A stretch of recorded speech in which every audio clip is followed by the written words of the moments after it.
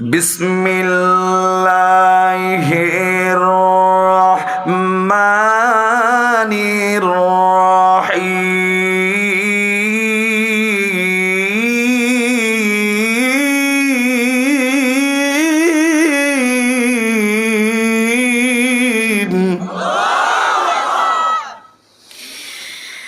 وَإِذَا قُرِئَ الْقُرْآنُ فَاسْتَمِعُوا لَهُ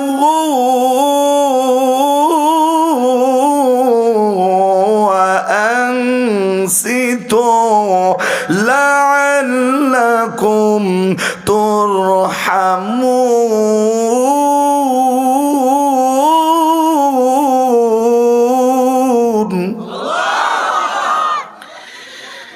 আমার ভাইরা, আমার বন্ধুগণ,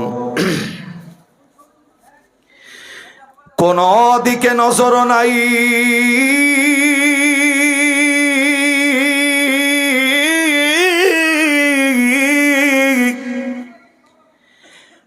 একমাত্র দিলটা নরম করে দিবেন, হেদায়েতের নিয়তে কথাগুলা শুনবেন, জীবনের শেষ মাহফিল মনে করে আজকের এই মাহফিলের ভিতরে বসবেন। এ বন্ধু, আমি সময় নিব একেবারে অল্প, চলবে না কোনো ধরনের কোনো রকম গল্প, শুধুমাত্র চলবে কোরআন হাদিসের বয়ান। মনোযোগ লাগায় শোনেন, আমার আল্লাহ যদি আজকের এই মাহফিলটা কবুল করে নেয়, কিয়ামতের ময়দানে এই মাহফিলটা হবে আপনার আমার জন্য আখিরাতের সামান। কবুল হওয়ার লক্ষ্যে একটু আওয়াজ করে জোরে জোরে কান আমিন। আমার ভাইরা, আমার বন্ধুরে, আমার আল্লাহ রাব্বুল আলামিন এই পবিত্র কোরআনে সূরাতুল আ'রাফ 9 নম্বর পারার 15 নম্বর পৃষ্ঠার 11 নম্বর লাইনের 204 নম্বর আয়াত আমার আল্লাহ রাব্বুল আলামিন তার 1000 বছর আগে নাজিল কইরা দিয়া আজকের এই সাগর দিঘি এলাকার মানুষদেরকে আমার আল্লাহ রাব্বুল আলামিন ডেকে ডেকে ডাকদা বললেন, মানুষ। আল্লাহ ডাকদা কয়, ওয়া ইদা কুরিয়াল কোরআন ফাসতামিউ লাহু।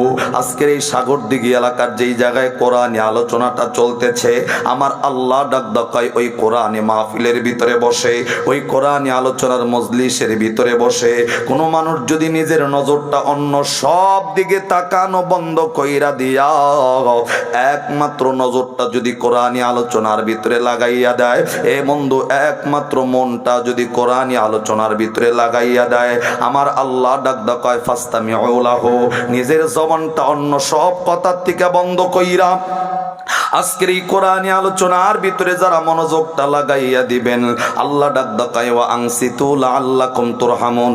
আমি আল্লাহ আসমান থেকে যেই পরিমাণ রহমত আজকের এই মাহফিলের ভিতরে নামাবো, আমার আল্লাহ ডাকদা কয় একমাত্র মনোযোগ লাগাইয়া আলোচনা শুনবে যারা, আল্লাহ ডাকদা কয় আমি আল্লাহর বিশাল রহমতের মালিক আজকে হইয়া যাবে তারা।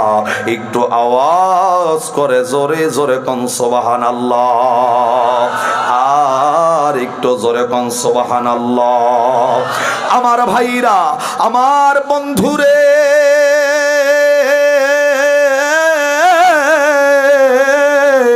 আল্লাহ রাব্বুল আলামিন ডাকদা বললেন, সাগর দিঘির মানুষ, আজকের এই কোরআনের ময়দানের ভিতরে কোন মানুষ যদি আমার আল্লাহর খাস রহমতের মালিক হইতে চাও, আমার আল্লাহর রহমত নিয়ে যদি বাড়ি পর্যন্ত যেতে চাও, আমার আল্লাহ তাদের জন্য কোরআনের বর্ণনা সূরাতুল আ'রাফ 9 নম্বর পারার 15 নম্বর পৃষ্ঠার 11 নম্বর লাইনের 204 নম্বর আয়াত আল্লাহ নাজিল করে ডাকদা কয় আলোচনার ভিতরে মনোযোগ লাগায়া আজকের এই আলোচনা শুনবে যারা, আল্লাহ ডাকদা কয় বিশাল আকারের ওই বান্দাগুলা আমি আল্লাহর রহমতের মালিক আজকে হইয়া যাবে তারা। আর একবার আওয়াজ করে বলা যাবে কি সুবহানাল্লাহ, আর একটু জোরে।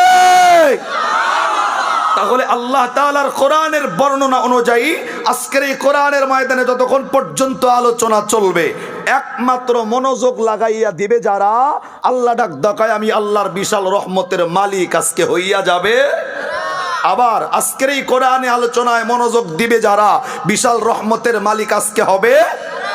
তাহলে আজকের আলোচনার টিকা কোরআনের মাহফিলের ভিতরে বসে আল্লাহ তাআলার রহমত নিয়ে বাড়ি পর্যন্ত যাওয়ার নিয়ত আছে না নাই? রে কথা বলেন, আছে না নাই? একমাত্র আলোচনায় মনোযোগ লাগাবে যারা, রহমতের মালিক তাদেরকে কে বানায় দিবে? যাদের মন খারাপ তাদের কি বিশ্বাস হয়নি ভাই রহমত কি নাজিল হইতাছে নি? তিনজনে কয় হয়, আর দি কয় হয় না, না হয় কে জানে। ভাই আজকের এই মাহফিলে রহমত নাজিল হয়, বিশ্বাস আসেনি? অনেকেই যারা কিচ্ছুটা কয় না, হ্যাঁ গো কি হয়েছে, বিশ্বাস আছে না নাই? কোরআনের প্রতি কারো অবিশ্বাস আছে? 2-4 আয়াত অবিশ্বাস আছে?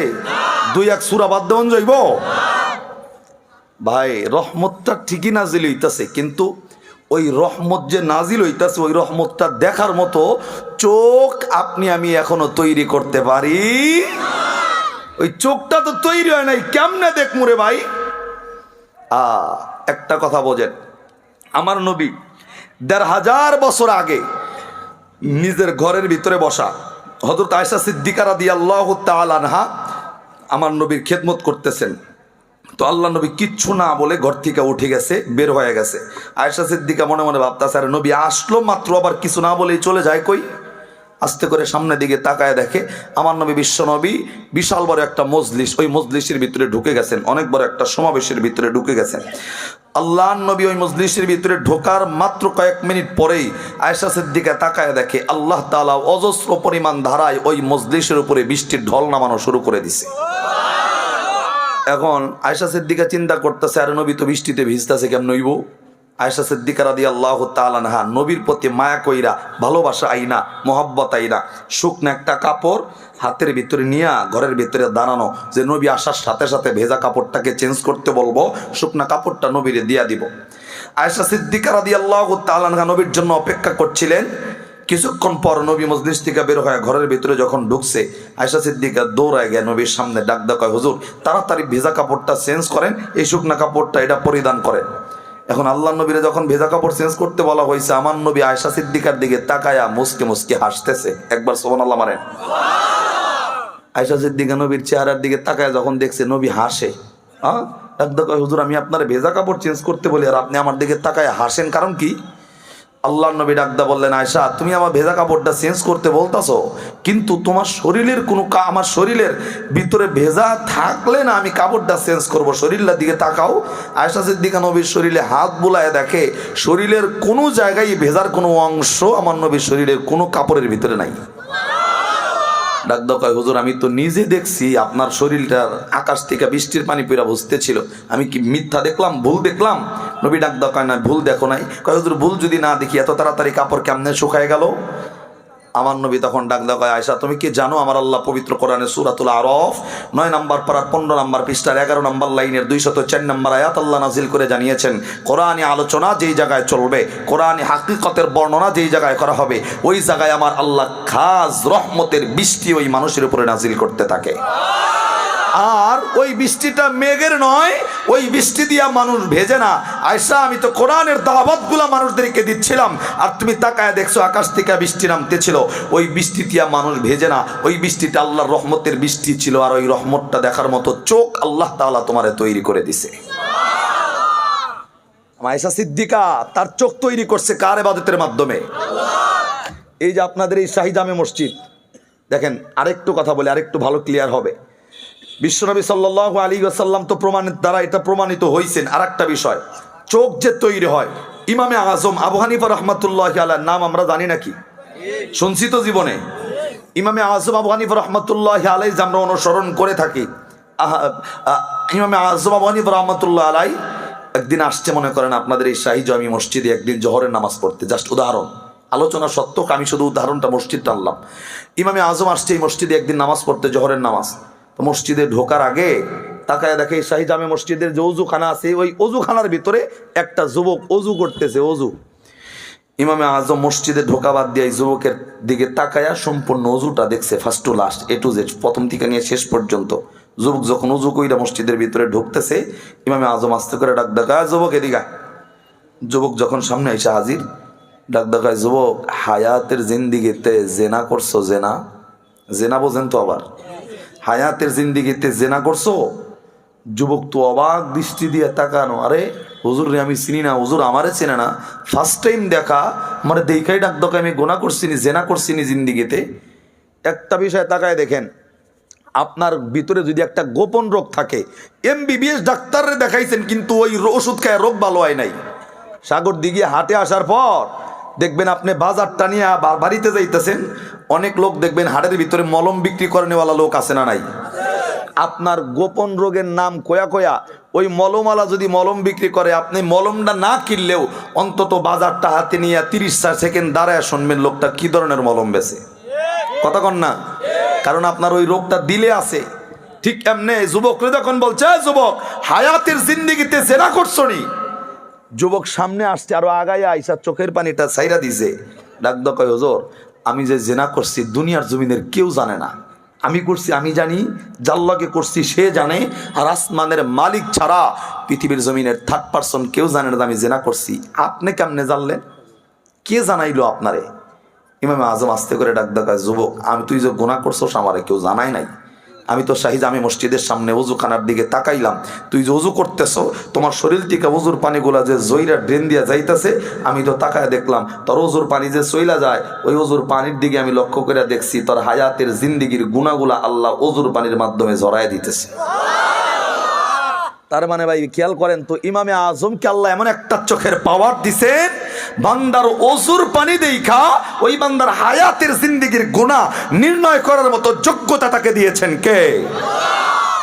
তখনও যেই আল্লাহ ছিল এখনো সেই আল্লাহ আছে না নাই? আপনার আমার চোখ এখন আল্লাহ বানাইতে পারে না? পারে না? আল্লাহ তাআলার শক্তি আগের চাইতে বাড়ছে না কমছে? হ্যাঁ বাড়ছে। আল্লাহ কি নির্বাচনে দাঁড়াইছেনি? তো শক্তি বাড়ে কেমনে আবার? আল্লাহ তখন যেটা ছিল এখনো সেই আল্লাহ আছে না নাই? তফাত হইল ওই জামানার ইমান আর এই জামানার ইমানের ভিতরে তফাত। তাদের ইমান ছিল বেশি, আপনার আমার ইমান কমছে। কতক্ষণ ঠিক কিনা? দুইটা বিষয় স্পষ্ট ভাই এখানে। নাম্বার 1, এক নম্বরে আপনি যদি ইমামে আজমের মতো ইবাদত এখনো যদি আপনি আমি করতে পারি, ওই চোখ আল্লাহ তাআলা এখনো তৈরি করে দিবে। নাকি এখানে এমন কেউ আছেন যে আমি যখন ওযু করব আমার আমার পানি দেখা, ওযুর পানি দেখা গুনাহ নির্ণয় করতে পারবেন? এমন কেউ আছেননি? যারা কতক্ষণ মানে কামলা নিয়ে পরীক্ষা করবেন দেখা যাইব? তার মানে ওই চোখ তৈরি হয় নাই। 2 নাম্বার বিষয়, এখনো যদি কোনো বান্দা ওযু করে মসজিদে ঢোকার ক্ষেত্রে পবিত্রতা অর্জনের লক্ষ্যে, আল্লাহ তাআলা এখনো ওযুর পানির মাধ্যমে আপনার আমার জিন্দেগির গুনাহগুলা ঝরাইতে থাকে। নাকি গুনাহ নাই? এরে সাগর দিঘির মানুষ ভাবতে এরা কথা কয় না, গুনাহ আছে না নাই? নিজের পরিচয় দিতে লজ্জা লাগতাছে? আমার দিকে তাকান, এই যে লুক এট মি। বাংলাদেশের ভিতরে আমার চাইতে বড় গুনাহগার আর কেউ নাই, আমি নিজেকে মনে করি। কেননা নিজেকে ছোট মনে করলে বড় করবে কে? আকাশ থেকে তাকায় দেখেন, বৃষ্টি যখন নামে এই বৃষ্টির পানি কিন্তু উঁচা জায়গায় জমে না, গড়ায়া গড়ায়া খালি নিচা জায়গায় গিয়া জমাইব। আরে ভাই, আমার নবী বলেন কিয়ামতের ময়দানে এক শ্রেণী মানুষ থাকবে এমন, আকাশচুম্বী ইবাদত নিয়ে আল্লাহর দরবারে দাঁড়ায় যাবে। এই বান্দার ইবাদত তুরির আগে আল্লাহ শেষ করে দিবে। এই ইবাদত আল্লাহর কাছে টিকবে না। যদি বলেন কেন? একটাই মাত্র কারণ, বান্দা কিছু আছে হজ করবে 50 বার, তাহাজ্জুদ জীবনে কোনোদিন ছেড়ে দিবে না। ওই বান্দার ভিতরে অহংকার। কথা বলেন? আল্লাহ তাআলা কোরআনে তো ডাক দেয়, আল্লাহু লা ইউহিব্বু কুল্লা মুখতালিন ফাখুর। এই যে এখানে যারা বসছেন সাগর দিঘির মানুষ, একবার ভাবেন, আমি ছোট্ট একটু কথা বলি। এখানে যারা বসছেন সম্মিলিতভাবে সবাই 5 লাখ 3 লাখ 2 লাখ টাকা করে দিয়া 50 লাখ টাকা দিয়ে আপনারা এই মাঠের ভিতরে যদি একটা গাছের চারার বাগান লাগান, 50 লাখ টাকা, জোরে পান কয় লাখ? এই মাঠের ভিতরে যদি একটা চারার বাগান লাগান আপনারা, 50 লাখ টাকার বাগান, চতুর্দিক দিয়ে বেড়াটা দিয়েছেন সুন্দর করে। মাগার আমি ধলেশ্বরী মৌলবী আপনার ওই বাগানের ভিতরে 10টা ছাগল ছাড়মো শুধু। জোরে বলেন কয়টা? আপনারা কি মনে হয় আপনার 50 লাখ টাকার বাগান, আমার 10টা ছাগল যদি ওখানে ছেড়ে দেওয়া হয়, বাগান কোনোদিন বড় হওয়ার সম্ভাবনা আছে? পাতা গজাইতে দেরি, এই মাথা মুইরা খাইতে দেরিব না আমার ছাগলে। ঠিক এমনে বন্ধু কিছু মানুষ সাথে তাহাজ্জুদ কইরা কপালে ঘাও তুলবো, কিছু বান্দা আছে ইবাদত কইরা আকাশচুম্বী ইবাদত করব, কিন্তু অন্তরের ভিতরে মাত্র এই শিক্ষার অহংকার, টাকা পয়সার অহংকার, সৌন্দর্যের অহংকার, পোশাক পরিচ্ছেদের অহংকার করার কারণে আল্লাহ ডাক দেখায় বান্দা ইবাদত কইরা যদি আকাশচুম্বী করো, অহংকার যদি দিলের ভিতরে থাকে, আপনার 50 লাখ টাকার বাগান যেমন আমার 10টা ছাগলে খাওয়ার জন্য যথেষ্ট, কোনোদিন বড় হইতে দিব না, ঠিক এমনি 3.5টার একটা অহংকার রাইখা মসজিদে গিয়া সেজদা দিয়া কপালে ঘাও উঠাইলেও আপনার ওই আমল আল্লাহর দরবারে কোনোদিন বড় হইতে দিবে না। কথা কন ঠিক কিনা? তাহলে অহংকার মুক্ত ইবাদতের প্রয়োজন আছে না নাই? তাহলে আজকের বর্ণনা আবার আরেকটু আওয়াজ দিয়ে জোরে বলেন, এখানে যারা বসছি জিন্দিগিতে গুনাহ আছে না নাই? আমি আজকে আয়াতে কারিমা তেলাওয়াত করছি, সেইটাই এর লিগে এই কথাটা বললাম। ভাই আজকে যারা এখানে বসছেন, যে আয়াতে কারিমা আমি তেলাওয়াত করছি, পবিত্র কোরআন সূরাতুল ফুরকান 19 নম্বর পারার 5 নম্বর পৃষ্ঠার 2 নম্বর লাইনে 70 নম্বর আয়াত। এই আয়াতের ভিতরে একটা মেসেজ আল্লাহ দিয়েছেন। এই মেসেজটা অন্য কারোর জন্য নয়, এই মেসেজটা শুধুমাত্র তাদের জন্য আমরা যারা এখানে গুনাহগার। একবার সুবহানাল্লাহ মারেন। মেসেজটা কাদের জন্য? যারা গুনাহগার। তাহলে আমরা তো সবাই স্বীকার করছি আপনি আমি সবাই গুনাহগার। গুনাহগার যারা, তাদের জন্য সুসংবাদটা দিয়েছেন কে? একটু দিল লাগান, আল্লাহ কি মেসেজটা দিল। আমি যেই মেসেজটা দিছি এদিকে আরেকটু খেয়াল করেন। এই মেসেজটা সূরাতুল ফুরকান 19 পারার 5 নম্বর পৃষ্ঠার 2 নম্বর লাইনে 70 নম্বর আয়াতের মেসেজটা কোনো বান্দা যদি মেনে নেয়, ওই বান্দা জাহান্নামে যাওয়ার কোনো সুযোগ নাই, জান্নাতের রাস্তা ওপেন হয়ে যাবে, তার জন্য সহজ হয়ে যাবে। সুবহানাল্লাহ মারেন। জাহান্নামে আপনি চাইলেও যাইতে পারবেন না এই আয়াত দিয়া, এই আয়াতের মেসেজটা মেনে নিলে। তবে ভাই আর একটা কথা হলো, এই আয়াতের মেসেজ যারা মেনে নিবে, আল্লাহ তাআলার বর্ণনা, গুনাহগার যারা এই আয়াতকে মেনে নিয়ে আমল করবে যারা, আল্লাহ ডাক দেখায় ওই বান্দার শরীরে কোনো গুনাহ থাকবো না। যেই পরিমাণ গুনাহ নিয়া এই আমলটা করবা, আমি আল্লাহর সাথে সাথে ওই পরিমাণ গুনাহ তো মাফ করবই, গুনাহ পরিমাণ নেকি আমল নামায় ঢুকাইয়া আমি আল্লাহ পাক তোমার আমল নামাকে আমি আল্লাহ পাক রব্বুল আলামিন সুন্দর করে দেব, গুনাহ পরিমাণ নেকি দিয়ে আমল নামাকে সাজায় দেব। একবার সুবহানাল্লাহ হবে। মনে করেন এবার এই আয়াতের মেসেজটা কি? আল্লাহ তাআলা বলেন, ইল্লা মান তাবা ওয়া আমানা ওয়া আমিলা আমালান সলিহা ফাউলাইকা ইউবাদদিলুল্লাহ। আল্লাহ ডাক দেখায় বান্দা যেই পরিমাণ গুনাহ করছো, গুনার কথা স্মরণ করে যদি একবার আমি আল্লাহর কাছে খাস দিলে তওবা করো, আমি আল্লাহ তোমার ওই পরিমাণ গুনাহ মাফ কইরা উলাইকা ইউবাদদিলুল্লাহ, গুনাহগুলা নেকির দ্বারা পরিবর্তন করে আমি আল্লাহ তোমার আমলনামায় তুলে দিব। এখন মনে করেন এই যে আপাতত এখানে আমরা যারা বসছি, আমি যদি মনে করেন গুনাহ করি 10,000 যদি গুনাহ আমার আমল নামায় থাকে, এই আয়াতের মূল ব্যাখ্যা হলে এমন, আমার আমল নামায় যদি 10,000 গুনাহ থাকে, আল্লাহ তাআলা ডাক দেখায় ধলেশ্বরী 10,000 গুনাহ নিয়ে যদি আমি আল্লাহর কাছে তওবা করো আর কোনোদিন গুনাহ করবা না, আমি আল্লাহ এই আয়াতে ওয়াদা দিলাম সাথে সাথে তোমার 10,000 গুনাহ আমি আল্লাহ মাফ করব। শুধু গুনাহ মাফ করব না, উলাইকা ইউবাদদিলুল্লাহু সাইয়্যাতিহিম হাসানাত, আমি আল্লাহ এই 10,000 নেকি সাথে সাথে তোমার আমলনামার ভিতরেও তুলে দেব। এখন আমি ধলেশ্বরী মৌলবী যদি 10,000 গুনাহ করি, এখানে অনেক পার্সন থাকবে, আমি তো 10,000 সাপোজ বুঝাইলাম, অনেক পার্সন এমন থাকবে এখানে 1 লক্ষ গুনাহ করনেওয়ালা মানুষ আছে না নাই? 1 কোটি গুনাহ করনেওয়ালা মানুষ আছে না নাই? 1 মিলিয়ন, কারো গুনাহ আছে ট্রিলিয়ন হয়ে গেছে। কথা কান ঠিক নি? কিন্তু আল্লাহ তাআলার বর্ণনা কি, যার যত গুনাহ এই আয়াতের মেসেজটা মেনে নিয়া যদি আল্লাহর দরবারে খাস দিলে তওবা করেন, 1 মিলিয়ন গুনাহ যদি থাকে, আল্লাহ ডাক দেখায় আজকে তোমার 1 মিলিয়ন গুনাহ আমি আল্লাহ মাফ করব। শুধু গুনাহটা মাফ করাই খান্ত নয়, আল্লাহ ডাক দেখায় গুনাহ মাফ হওয়ার লগে লগে আমি আল্লাহর কাছে আত্মসমর্পণ করার লগে লগে ওই গুনাহ পরিমাণ নেকি আজকে তোমার আমলনামার ভিতরে আমি আল্লাহ তুলে দিব। তাহলে এই আয়াতের মূল ব্যাখ্যা, আজকের এই মাহফিলে গুনাহগার যত বড়, আল্লাহর পক্ষ থেকে পুরস্কারটাও তত। আমি মাত্র 10,000 গুনাহগার, আমার আল্লাহ 10,000 দিয়ে বহায় রাখবো। আপনি 1 লক্ষ গুনাহগার, 5 লক্ষ গুনাহগার, আল্লাহ 5 লক্ষ গুনাহ মাফ কইরা 5 লক্ষ নেকি আমলনামায় উঠাইয়া দিবে কে? তবে কেমনে মারলে আমলনামায় নেকিটা উঠাবে একটু দিল লাগান। এবার মানার নিয়মটা কি, আমলের নিয়মটা কি? আমার ভাইরা, আমার বন্ধুগণ, আমার আল্লাহ রাব্বুল আলামিন পবিত্র কোরআনে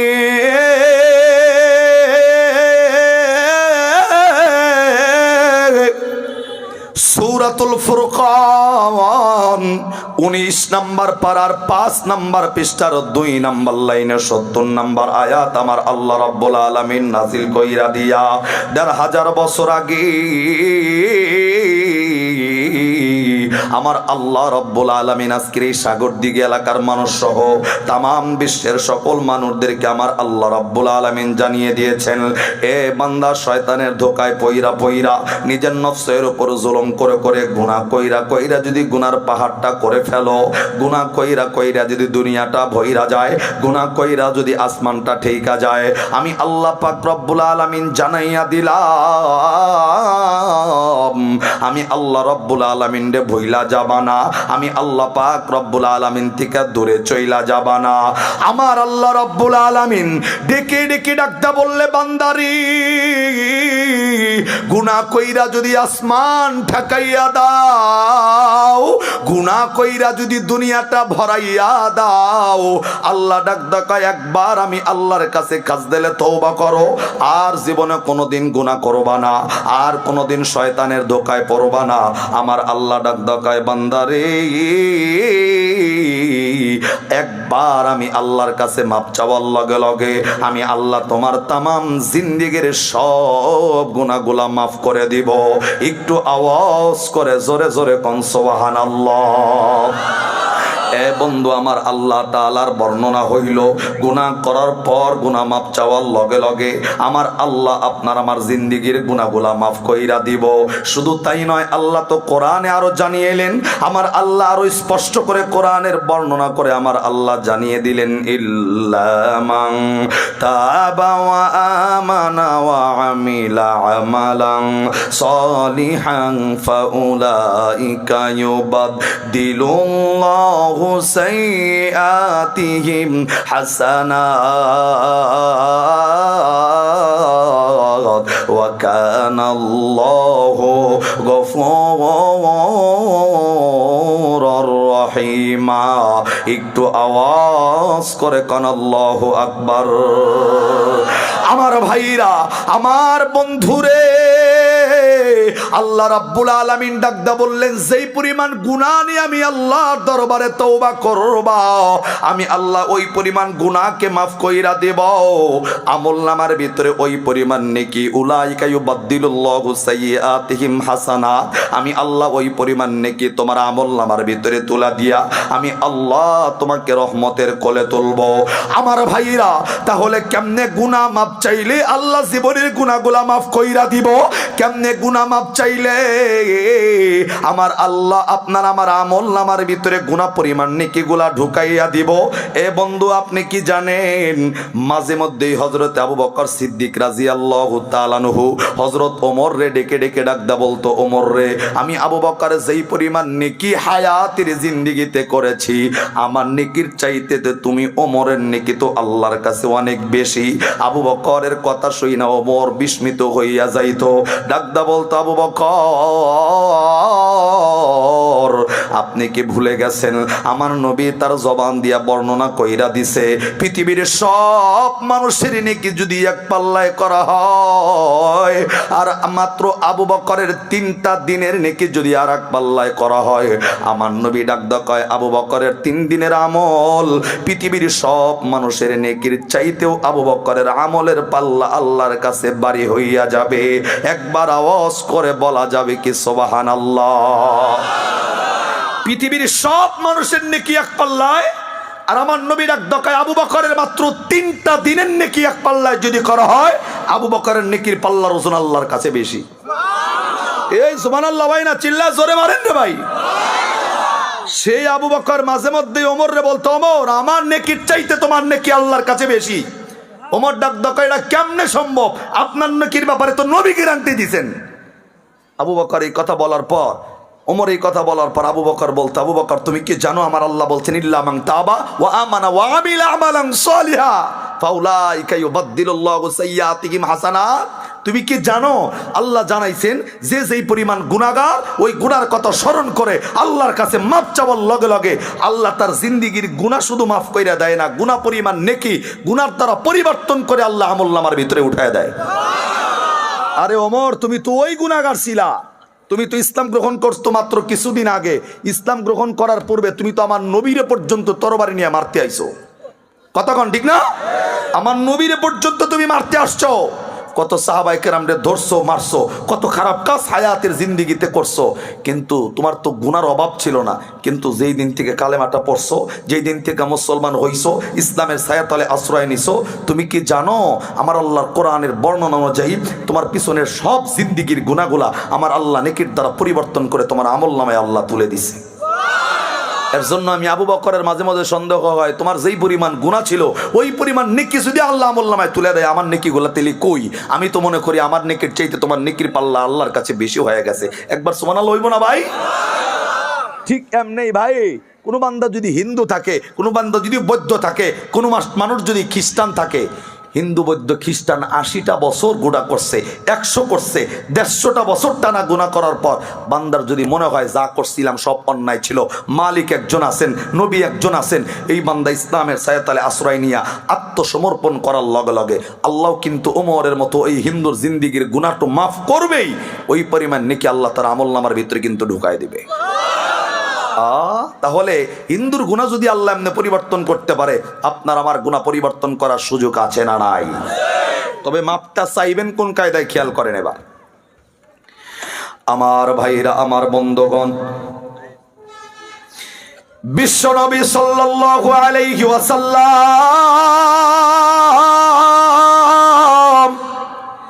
এখনো পর্যন্ত দুনিয়ার জমিনে জীবিত। এ বন্ধু আমার নবীর সাহাবী হযরত ওমর ইবনুল খাত্তাব রাদিয়াল্লাহু তাআলা আনহু। এ বন্ধু, এই যে আপনাদের আজকের শাহী জামে মসজিদের সামনে দিয়ে যে রাস্তাটা রওনা দিছে, এ বন্ধু এই যে রাস্তা যে চলমান, এইদিকে ঘাটাল, এইদিকে সাগর দিকে সখীপুরের দিকে, এ বন্ধু কিতাবওয়ালা লেখেন কেমনে আল্লাহর কাছে গুনাহটা মাপ চাইলে আমার আল্লাহ গুনাহগুলা নেকির দ্বারা আমলনামায় পরিবর্তন করে তুলে দিবে। হযরত ওমর ইবনুল খাত্তাব রাদিয়াল্লাহু তাআলা আনহু এই যে সাগর দিকের রাস্তা দিয়ে আমার নবীর সাহাবী ওমর রওনা হইয়া গেছেন, তাকাইয়া দেখে এই রাস্তার কিনারের ভিতরে বসে, মসজিদের কর্নারের ভিতরে বসে আল্লাহ তাআলার একটা যুবক, অত্যন্ত সুন্দর একটা চেহারাওয়ালা যুবক, এই মসজিদের কিনারে বসে বসে চোখের পানিটা ছাইরা দিয়া অজস্র পরিমাণ ধারায় কান্নাকাটি করতেছে। হযরত ওমর রাদিয়াল্লাহু তাআলা আনহু এ বন্ধু এই যুবকের সামনে দাঁড়াইয়া এই যুবকরে ডেকে ডেকে ডাকদা বললেন, যুবক এই সাগর দিকে মসজিদের পারে এই রাস্তার কিনারে বৈশা কেন কান্দ? আস্তে কইরা যুবক কোনো আওয়াজ দেয় না, যুবকের কোনো উত্তর নাই। ডাকদা কয়, যুবক ওমর আবার ডাকদা কয়, কেন কান্দ, কেন কান্দ বলে দাও। এইবার যুবক জবানটা কইলা ডাকদা কয়, হুজুর আপনি এখানে থাকবেন না, বিদায় নিয়ে চইলা যান। আমি যুবক কোন কারণে কান্না করতেছি আপনি ওমর আমার কান্নার রহস্য বুঝতে পারবেন না। হযরত ওমর ডাকদা কয়, যুবক তুমি জানো তুমি কার সাথে কথা বলছো? আমি তোমার কান্নার রহস্য বুঝবো না, কে বুঝবে?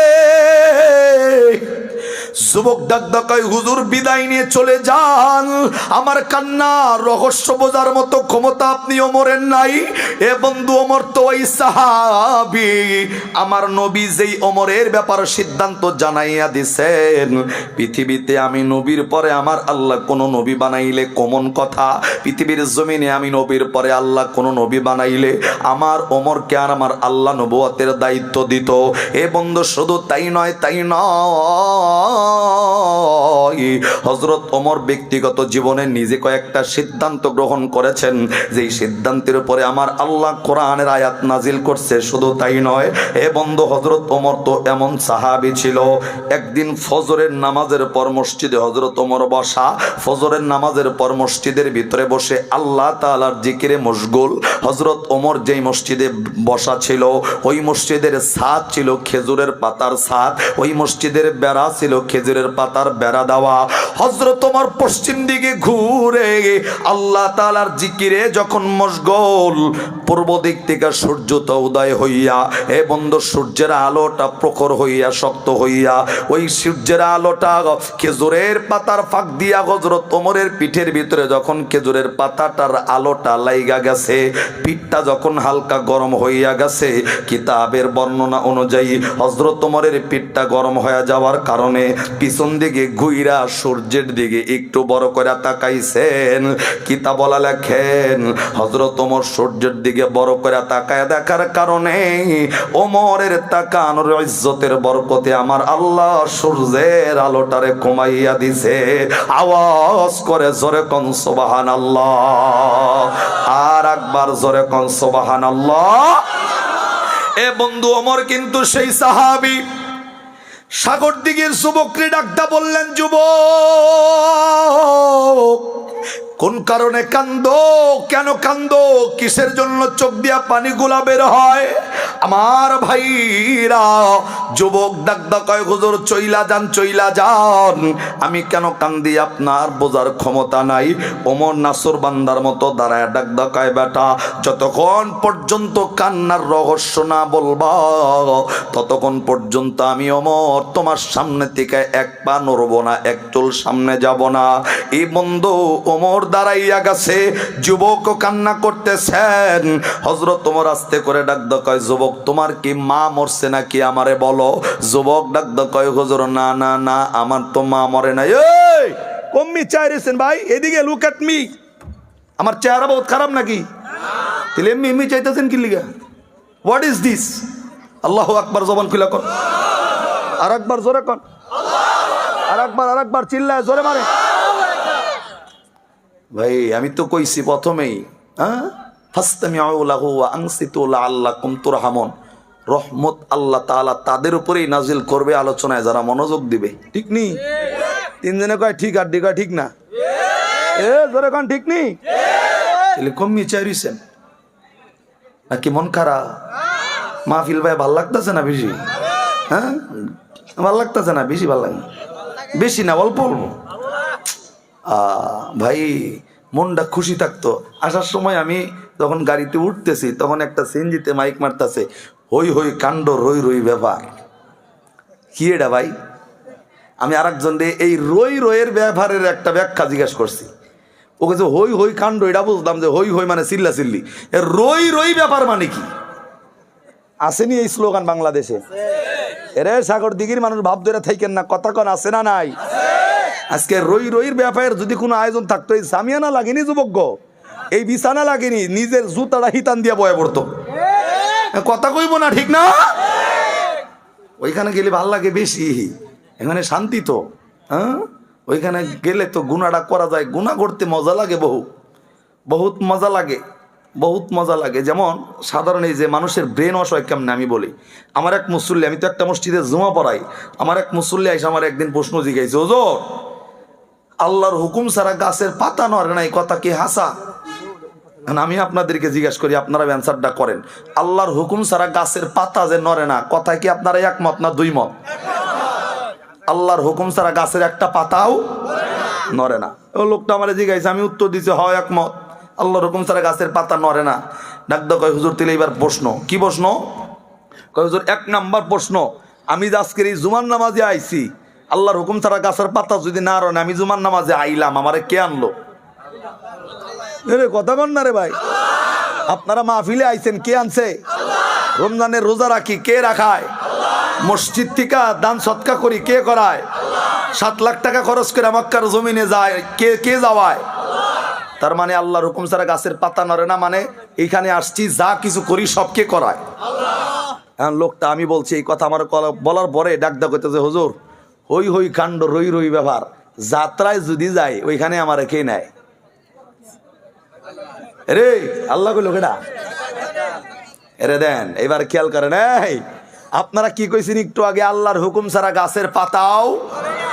এখন কোরআনের মাহফিলে আসি আল্লাহ আনে, হ্যাঁ, রমজানে রোজা রাখি আল্লাহ রাখায়, হজে যাই আল্লাহ নেওয়ায়, মাগার যাত্রায় যায় কে নেয়? এরে কথা কন না, কে নেয়? অনেকে দিয়ে আল্লাহ কইতেছেন মাঝখান দিকে কি হয়েছে? দেখেন ব্রেন ওয়াশটা কেমনে হয়। আপনারা যখন এই কথাটা একলা বলো হইব, তখন আপনি আমি তো কাইতে হয়ে যাবেন, গারে কথা তো হাসা, কথা তো সত্য। আল্লাহর হুকুম ছাড়া গাছের পাতা যদি না নড়ে, যাত্রা পালাই আল্লাহ না নিলে আমি আইলাম কেমনে? কথা কন না, ঠিক না? আরে ভাই, আমার আল্লাহ তাদের জন্য কোরআনের একটা আয়াত নাজিল করছে, সুবহানাল্লাহ মারেন। আল্লাহ কি বলছেন? وَمَن يَعْشُ عَن ذِكْرِ الرَّحْمَنِ نُقَيِّضْ لَهُ شَيْطَانًا فَهُوَ لَهُ قَرِينٌ।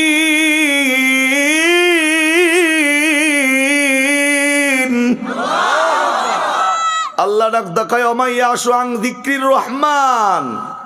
দুনিয়ার জমিনে কোনো মানুষ যদি আমি আল্লাহ থেকে মুখটাকে ফিরায় নেয়, আল্লাহ আপনারা ডাকতেছে ইয়া আইয়ুহাল ইনসান মা গররাকা বিরব্বিকাল কারীম।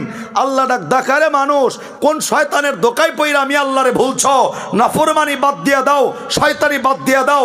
কেননা তুমি অপরাধ করো। আজকে সাগর দিঘির মাটিতে এলাকার প্রত্যেকটা মাতব্বার আপনারা শাস্তি দেওয়ার জন্য খুঁজবে।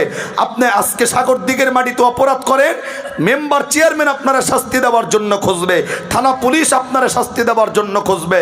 কিন্তু আমার মালিক ডাক ডাকায় বেড়া অপরাধ করছে, আমি কিন্তু শাস্তি দেওয়ার জন্য খুঁজি না, আমি আল্লাহ খুঁজি কেমনে তোমার মাফ করে দেওয়া যায়। সে আল্লাহ ডাক ডাকায়া আইয়ুহাল ইনসানু মা গররাকা বিরব্বিকাল কারীম, শয়তানের দোকায় পইরা আমি আল্লাহরে ভুলিস না। আর যারা ভোলে, আল্লাহ ডাক ডাকায় ইবাদত দুই প্রকার, একটা ইবাদাতুল্লাহ আর একটা ইবাদাতুশ শয়তান। আল্লাহ যেমন বলছেন ওমাই ইয়াশু আন যিকরির রহমান, কিছু মানুষ আমি আল্লাহ থেকে যখন মুখটাকে ফিরায় নিবি, উলামায়ে কেরাম থেকে যখন দূরে চলে যাবে, কোরআন থেকে যখন দূরে চলে যাবে, নুকাইয়িদ লাহু শাইতানান ফাহুয়া লাহু করিন। মনে করে রাখো, ওরা আর আমি আল্লাহ তাআলার ইবাদতের ভিতরে থাকে না, তাদের উপর শয়তান ভর করে, আর যত কাজ করে সব ইবাদত হলো শয়তানের ইবাদত। বলেছেন কে? আল্লাহ। আরে চিল্লা বলেন কে? মানে আপনি খারাপ কাজ কইরা আল্লাহর উপর চালায় দিবেন, সেটা আল্লাহ আগেই নির্দিষ্ট করে দিয়েছে। হুকুম ছাড়া গাছের পাতা নড়ে না, তাহলে শয়তানি মানুষ করে কেমনে? কথা কন ঠিক নেই? এখন তার শয়তান শয়তানি করে না, শয়তান তো তাকায় দেখে, মানুষের শয়তানি দেখে। কথা কন ঠিক না ভাই? তাহলে আজকের এই মাহফিল যদি কোরআনের ময়দান না হইয়া যদি খালি ওই রই রই ব্যাপার হইতো, বিশ্বাস করেন এই দোকানপাট চাষটল মাস্টল যা আছে একটা বেড়া বয়া থাকতো না। ন্যাংরা যেটা ওইটাও দেও পারতে পারতে এই না বয়া থাকতো। কথা কন ঠিক কিনা? সাইজ তো করবো আল্লাহ, খালি একবার মইরা দেখেন। মানুষ সোজা হইব কখন জানে? যখন মরবো তখন। মরার আগে সুন্দর হইতো না কেউ। ওলামায়ে কেরাম বাইরে বইরা চোখে আঙ্গুল দিয়া দেখাইয়া চোখ টেরা কইরা দেয়, তারপরে আগে বুঝায় না। এই যে ছোট্ট একটা কথা বলি বয়ানের মাঝখানে, যদিও কোরআন হাদিসের বাইরে, সাপ ব্যাং চেনেননি? সাপ ব্যাং যারা কথা কন না, মানে আজকে জীবনে প্রথম নাম হলেন, চিনি না? চিনি না? এই সাপ এবং ব্যাঙে যদিও চরম লেভেলের শত্রু, একদিন বন্ধু বাড়ছে। 1 মিনিটের একটু কথা বলছি।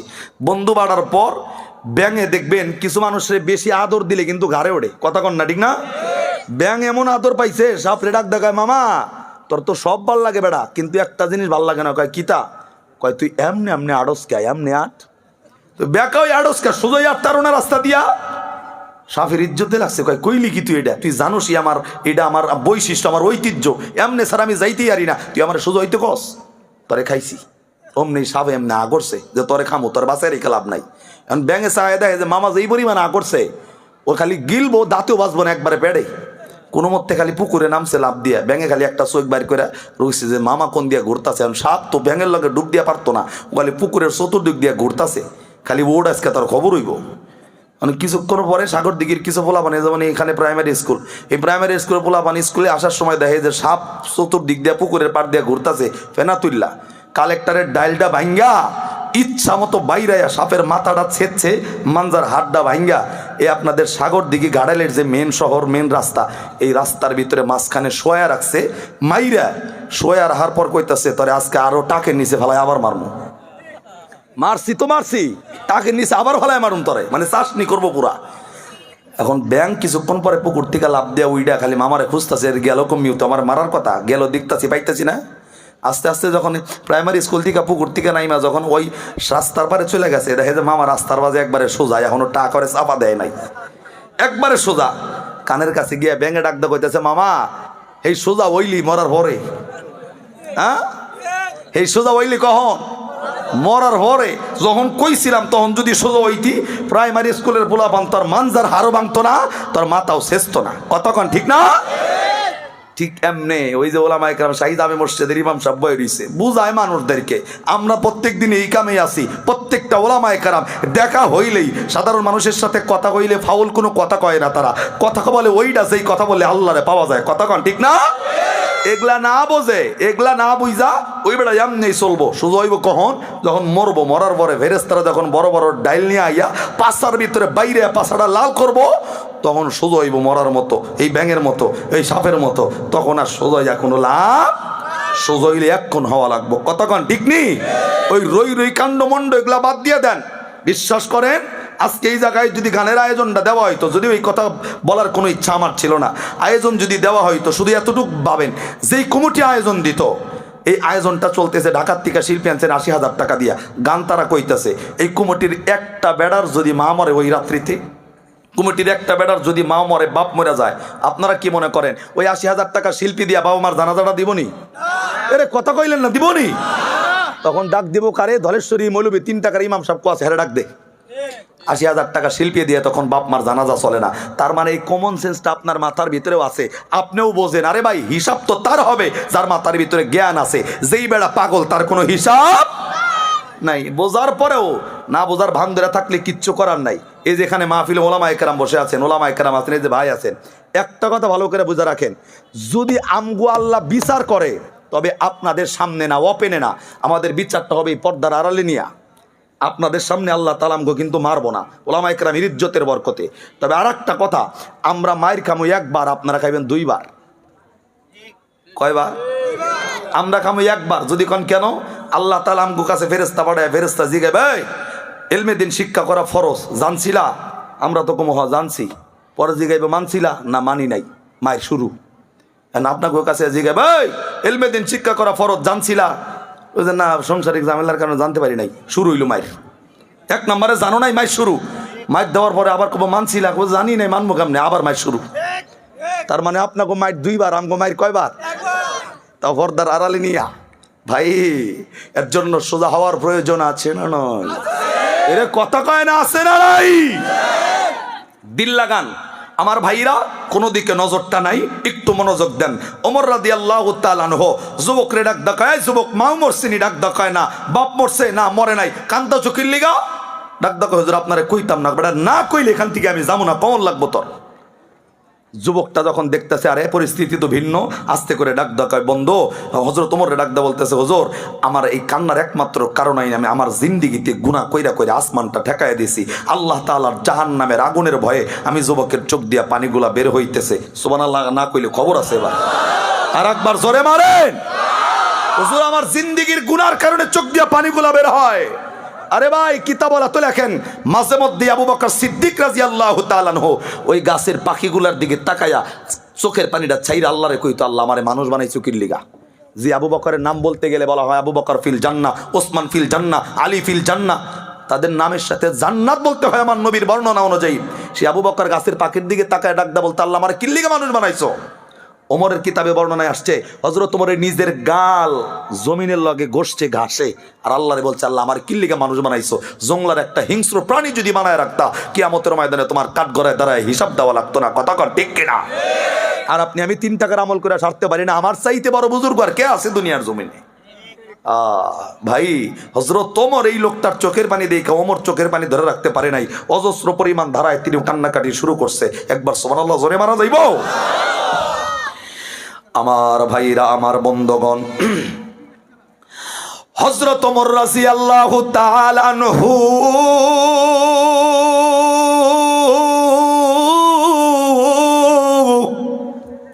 এই যুবকের চেহারার দিকে তাকাইয়া যুবকরে ডেকে ডেকে ডাক দেখায়, যুবক রে হায়াতের জিন্দেগিতে গুনার কারণে কান্না করতেছ, ডাক দেখায়, হুজুর আমি গুনার কারণে আমার চোখ দিয়া পানি বের হয়, গুনাহ কইরা কইরা আমি আসমান ঠেকাইয়া দিছি। এ বন্ধু, যুবকের কান্না দেখে হযরত ওমরের চোখ দিয়াও পানিগুলা গড়গড়ায় জমিনে পড়তেছে। এ বন্ধু, আলোচনা লম্বা করার কোনো সুযোগ নাই। হযরত ওমর রাদিয়াল্লাহু তাআলা আনহু নিজের চোখের পানিটা বের করতে করতে, কান্না করতে করতে আমার নবীর সামনে গিয়ে হাজির হইয়া গেছে। আপনার আমার নবী দয়ার নবী, মায়ার নবী, রহমতের নবী হযরত ওমরের চেহারার দিকে তাকাইয়া দেখেন, হযরত ওমরের গাল বায়া বায়া পানিগুলা পড়তেছে। আমার নবী তাড়াহুড়া কইরা ওমরের সামনে আইসা দাঁড়াইয়া গেছে। আমার নবী কেমন যেন অস্থির হয়ে গেছে ওমরের চোখের পানি দেখা। কেননা আপনার আমার নবী উম্মতের কষ্ট সহ্য করতে পারে নাই, আপনার আমার নবী সাহাবায়ে কেরামের কষ্ট সহ্য করতে পারে নাই। নিঃস্বার্থভাবে এতটাই সারাটা জীবন সাহাবায়ে কেরাম উম্মতকে আমার নবী ভালোবাসছে। এ বন্ধু, আমার নবীর আদর্শ আজকে তুমি বাদ দিয়া দিছো। তুমি কি জানো আমার নবী সারাটা রাত দাঁড়ায়া তাইকা নামাজ পইরা পইরা নবীর পা মোবারকটা ফুইলা যাইতো। আমার আল্লাহ কোরআনের ভাষায় নবীরে ডাক দেয়া বলতো, ইয়া আইয়ুহাল মুজাম্মিল কুমিল লাইলা ইল্লা কলিলা নিসফাহু ওয়া বিনকুস মিনহু কলিলা।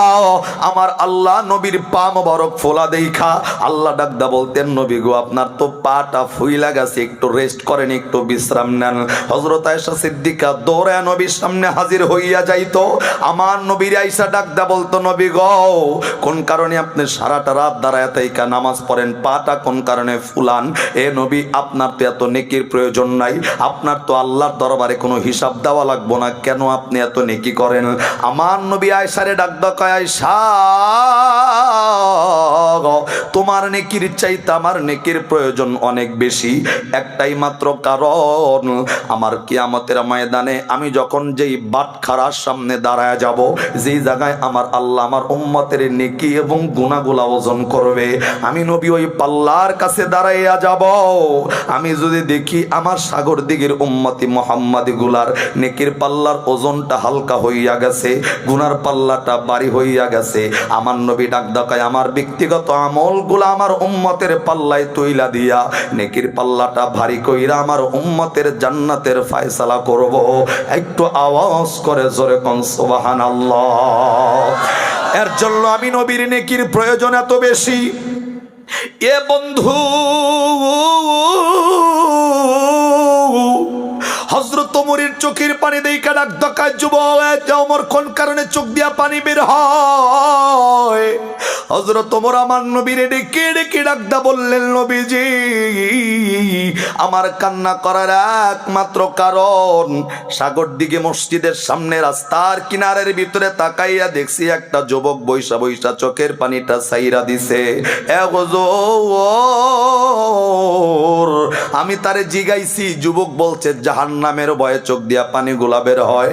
এ হুজুর, ওই লোকটার জাহান্নামের শব্দটা শোনার লগে লগে আমি ওমরের জাহান্নামের ভয়ের কথা মনে হইছে। একবার আওয়াজ করে জোরে সুবহানাল্লাহ। আমি ওমরের কারণে চোখ দিয়া পানি বের করি। এ বন্ধু, সংক্ষেপ করে কথাটা বলে দেই, আরো সংক্ষেপ অতি সংক্ষেপ।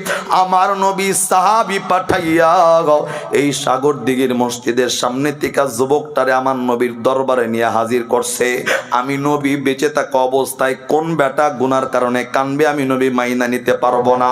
এই যুবক যখন নবীর সামনে হাজির, আমার নবী যুবকের চেহারার দিকে তাকাইয়া যুবকরে ডাকদা কয়, যুবকরে কোন কারণে চোখ দিয়া পানি বের হয়? যুবক আমার নবীর চেহারার দিকে তাকাইয়া কান্না বাড়াইয়া দিছে, কান্না বাড়তেছে বাড়তেছে। এ বন্ধু তাকাইয়া দেখবেন, আপনার আব্বা যদি মারা যায়, আপনার আম্মা যদি মারা যায়, মায়ের জন্য বাবার জন্য যখন কান্না করেন, ওই সময় প্রতিবেশী মানুষ একটা আইসা আপনার চাচা আপনার মাথার ভিতরে যদি হাতটা বুলাইয়া দিয়া একবার যদি ডাকদা বলে, বেটা কান্দিস না রে, তোর আব্বা মরছে, তাতে কি হইছে, আমরা তো আছি। এই স্নেহের পরশটা পাওয়ার লগে লগে আপনার কান্নার আওয়াজ কিন্তু আগের চাইতে বাইরা যাবে। কথা কন ঠিক কিনা? ঠিক এমনি আপনার আমার নবী যখন সামনে দাঁড়ানো, এই যুবকের চোখ দিয়া পানিগুলা বের হইতেছে। যুবক রে আমার নবী ডাক কয়, যুবক কোন কারণে চোখ দিয়া পানি বের করো বলো? কেন তোমার চোখ দিয়া গড়াইয়া গড়াইয়া পানিগুলা জমিনের ভিতরে পড়ে? যুবক ডাক ডাকায়, হুজুর আমি তো গুনাহ কইরা কইরা আসমানটা ঠেকাইয়া দিছি, গুনাহ কইরা কইরা দুনিয়াটা ভরাইয়া দিছি, এ হুজুর গুনাহ কইরা কইরা আমার জিন্দেগিটা শেষ কইরা দিছি। জাহান্নামের আগুনের ভয় আমার চোখ দিয়া পানিগুলা বের হয়। আমার নবী আস্তে করে ডাক ডাকায়, যুবক তুমি কি গুনাহ করছো আমারে বলো। যুবক ডাক ডাকায়, হুজুর আমার গুনার কোনো সীমা নাই, অজস্র গুনাহ করছি। আমার নবী ডাক ডাকায়, তোমার গুনার পরিভাষা আমি জানতে চাই, আমারে বলো। ডাক ডাকায়, হুজুর গুনার কোনো সীমা নাই, অপরিসীম গুনাহ আমার জিন্দেগিতে। আপনার আমার নবী আস্তে কইরা যুবককে ডাক দিয়া বললেন, যুবক আমি নবী তোমারে বলবো যেই পরিমাণ গুনাহ হায়াতের জিন্দেগিতে করছো, তুমি বলে দাও, বলে দাও এই আল্লাহ তাআলার এই পৃথিবীটা দেখতেছো, তুমি বলো আল্লাহর এই পৃথিবীটা বড় না তুমি যুবকের গুনাহটা বড়? যুবক ডাক ডাকায়, হুজুর আল্লাহর পৃথিবীর চাইতেও আমার গুনাহ অনেক বড়। একবার আওয়াজ করে জোরে কন নাউজুবিল্লাহ। আমার নবী অবাক হইয়া এই যুবকরে আবার ডাক ডাকায়, যুবক আমি নবী জানতে চাই আল্লাহ তাআলার আসমান বড় না তুমি যুবকের গুনাহ বড়? যুবক এইবারও ডাক ডাকায়, হুজুর আল্লাহর আসমানের চাইতেও আমার গুনাহ বড়। যুবকরে আমার নবী আবার ডাক ডাকায়, যুবক আল্লাহর আরশ বড় না তার গুনাহ বড়? আমি সংক্ষেপে কথাগুলা বলছি। যুবক ডাক ডাকায়, হুজুর আল্লাহর আরশের চাইতেও আমার গুনাহ বড়। এ বন্ধু আমার নবী সর্বশেষ এই যুবকরে ডাক ডাকায়, যুবক আল্লাহর কুরসিটা বড় না তুমি যুবকের গুনাহ বড়? যুবক এইবারও ডাক ডাকায়, আল্লাহর কুরসির চাইতেও আমি যুবকের গুনাহ বড়। একবার আওয়াজ করে জোরে কন নাউজুবিল্লাহ। আমার নবী আস্তে কইরা যুবকরে ডাকদা বললেন, যুবক আল্লাহর আরশের চাইতে তোমার গুনাহ যদি বড় হয়, আল্লাহর কুরসির চাইতেও তোমার গুনাহ যদি বড় হয়, আমি নবী তোমারে জিগাইব তোমার গুনাহ তুমি কি আল্লাহর সাথে শিরকের গুনাহ করছো নি? ডাকদা কয়, না না আমি আল্লাহর সাথে শিরক করি নাই। কয় শিরক যদি না করো তাহলে এমন কোন গুনাহ করছো যেই গুনাহ আল্লাহর কুরসির চাইতে বড় মনে হয়? যুবকটা চোখের পানি ছাইরা দিয়া ডাকদা কয়, হুজুর সাগর দিঘি এলাকায় বসবাস করলেও আমি তো সাধারণ মানুষের মতো মানুষ নয়, আমি তো পেশায় একজন চোর, আমি তো চুরি করি। আমার নবী ডাক ডাকায়, যুবক রে চুরি করলে তো আল্লাহর পৃথিবীর চাইতে বড় গুনাহ হইয়া যায় না? যুবক ডাক ডাকায়, হুজুর আমি তো সাধারণ চোর নয়, আমি তো ওই চোর। এই সাগর দিঘি কবরস্থানের ভিতরে একজন মানুষকে যখন দাফন করা হয়, ওই মানুষের কবরের ভিতর থেকে আমি কাপনের কাপড় চুরি করি, আমি যুবক তো সেই চোর। যুবক এইবার কথা বলার পর আমার নবী ডাক ডাকায়, কাপনের কাপড় চুরি করলেও আমার আল্লাহ পাক রব্বুল আলামিনের চাইতে বড়, এ বন্ধু আরশের চাইতে বড় গুনাহ হয় না। একবার আওয়াজ করে জোরে কন নাউজুবিল্লাহ। এ বন্ধু যুবক ডাক ডাকায়, হুজুর কবরের ভিতরের কাফনের কাপড় আমি চুরি করি। আমার ভাইরা আমার নবী আস্তে করে ডাক ডাকায়, যুবক বলো বলো হায়াতের জিন্দেগিতে আর কোন গুনাহ করছো? কয় হুজুর আমার গুনাহ শুধু কাপড়ের ভিতরে সীমাবদ্ধ নয়, আমার জিন্দেগিতে ঘটে যাওয়ার একটা ঘটনা আছে, একটু আওয়াজ করে বলা যাবে কি নাউজুবিল্লাহ? নারায়ে তাকবীর, নারায়ে তাকবীর। প্রধান বক্তার আগমন, নারায়ে তাকবীর। মাশাআল্লাহ আমাদের এখানে প্রধান বক্তা মেহমান হুজুর চলে আসছেন। ভালো আছেন ভাইজান? আমি আর আলোচনা করছি না ভাই, আমি কষ্ট দেওয়ার জন্য খালি লোক জমায় দিলাম আজকে। হ্যাঁ আর একটা আসতে ওয়েট ভাই, ওয়েট প্লিজ প্লিজ ভাই। আরে মারলেন আপনারা আমারে, আমার আর একটা মাহফিল আছে রে ভাই, আমি আপনার কাছে ছুরি চাইতাছি। আচ্ছা আমি বলতেছি শোনেন, আল্লাহর নবী সাল্লাল্লাহু আলাইহি ওয়াসাল্লাম যুবকরে যখন বলছে, আরে যুবক ডাকদা বলছে, হুজুর আমার জিন্দেগির গুনাহ, আমি কবরস্থানের মদিনার কবরস্থানের ভিতরে ঢুকছি, ঢোকার লগে মদিনার সুন্দরী একজন যুবতীর লাশ দেখছি নতুন একটা কবরে, আমি ওই গুনাহ করছি, ওই কবরে যায়া সুন্দরী যুবতীর লগে আমি কবরের ভিতরে ঢুইকা শয়তানের দোকায় পইরা তার লগে জিনা করছি। এই বয়ান শুনবেন নাউজুবিল্লাহ মারবেন না, হইল নি? আর একবার জোরে মারে। আমি তো ওই মহিলার লগে জেনা করছি, আমার নবী ডাক দেয় যুবক সত্যি এই কাজ করছো? কয় হ। আল্লাহ নবী ডাক দেয় যদি এই কাজ করে থাকো, আমি মনে করি আসমানের নিচে জমিনের উপরে তোর চাইতে বড় গুনাহগার কেউ নাই, আউট। আমি নবীর দরবার থাকবি না, সামনে বের হয়ে যা। যুবকটা চিৎকার মাইরা দিছে মালিকের দরবারের দিকে তাকায়া। আল্লাহর ডাক ডাকা, আল্লাহ আমি ভাবছিলাম ওমর আমারে তারাইব, ওসমান আমারে তারাইব, আলী আমারে তারাই দিব, কিন্তু আমার নবী আমারে তারাইব ভাবি নাই, যেহেতু আমি নবীর চোখেও অপরাধী গুনাহগার। আল্লাহ তুমি যদি এখন আমারে তারায়া দাও, পৃথিবীর জমিনে আর কোনো দুনিয়া নাই যেই দুনিয়ার আমি চলে যাব, তুমি আল্লাহ তারায়া দিলে আর কোনো আল্লাহ নাই যে মালিকের কাছে গিয়া সাহায্য চাইব। এ বন্ধু কিতাবের বর্ণনা, যুবকটা পাহাড়ের সর্বোচ্চ চূড়ায় গিয়া একাধারে 40টা দিন কান্না করছে। জোরে বলেন কয়দিন? আল্লাহ তো বলছেন ইয়া আইয়ুহাল্লাযীনা আমানু তুবু ইলাল্লাহি তাওবাতান নাসুহা। আরে ভাই তওবার মতো তওবা করলে তওবা কবুল করে নেবেন কে? এই বান্দার চোখের পানি এমন ভাবে আল্লাহর দরবারে কবুল হইছে, আমার আল্লাহ জিবরাইলকে ডাক দাও কইছে, জিবরাইল নবীরে যায় বলো আমার নবী যেই বান্দা আসছিল কবর থিকা, কবরের জেনাকারী যেই বান্দা আসছিল, আমার নবী কেন তারে তারায় দিছে? হেদায়েতের মালিক তো আমি দুনিয়ার জমিনের কাউরে বানাই নাই। হ্যাঁ, গুনাহ মাফ করার দায়িত্ব অন্য কারো নয়, গুনাহ মাফের দায়িত্ব যেমন আমি আল্লাহ, হেদায়েতের মালিক যেমন আমি আল্লাহ। ওই বান্দা এমন ভাবে চোখের পানিটা ছাড়ছে, আমি আল্লাহর চোখের পানি দেখা সহ্য করতে পারি নাই। তওবার মতো তওবার বিনিময়ে আমি আল্লাহর জিন্দেগির সব গুনাহ মাফ করে দিছি। আরে ভাই বিস্তারিত আলোচনা করতে গেলে অনেক। যুবকরে আমার নবী ডাইকা সামনে হাজির করে ডাক দেখায়া, যুবক তুমি কি জানো আল্লাহ শুধু জিন্দেগির গুনাহটা মাফ করে নাই? পবিত্র কোরআন সূরাতুল ফুরকান 19 পারার 5 নম্বর পৃষ্ঠা 2 নম্বর লাইনে 70 নম্বর আয়াতে আল্লাহ যেমন জানাইছেন ইল্লা মান তাবা ওয়া আমানা ওয়া আমিলা আমালান সালিহা ফাউলাইকা ইউবাদদিলুল্লাহু সাইয়্যাতিহিম হাসানাত ওয়া কানা আল্লাহু গফুরুর রহিমা। আমার নবী ডাক দেয় যুবক তোর জিন্দেগির গুনাহ এমন ভাবে তওবা করছ আল্লাহর কাছে, তোর চোখের পানির বরকতে আল্লাহ শুধু তোর গুনাহ মাফ করে নাই, আমার আল্লাহ তোর জিন্দেগির গুনাহ পরিমাণ নেকি তোর আমলনামার ভিতরে ঢুকায় দিছে। এই সুবহানাল্লাহর আকবার জোরে। তাহলে এখানে যারা বসছি জিন্দেগিতে গুনাহ আছে না নাই? গুনাহ যদি থাকে তওবার মতো তওবা করলে কে মাফ করবে? আর একটু জোরে বলেন। আলোচনা করছি না, খুব মন খারাপ করছেন? দোয়া চাই। আসসালামু আলাইকুম ওয়া রাহমাতুল্লাহি ওয়া বারাকাতুহু।